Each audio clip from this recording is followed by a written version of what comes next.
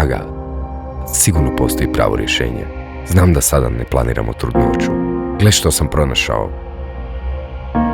Kažu da treba popiti tabletu za dan poslije što je prije moguće.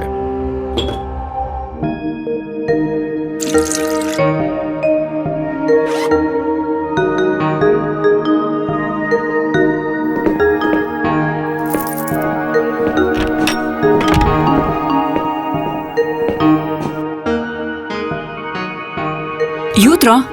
Jeste li dobro? Kako vam mogu pomoći? Ponekad žena zatreba pouzdanu hitnu kontracepciju. Eskapeli i Postinor pomažu ženama već više od 35 godina.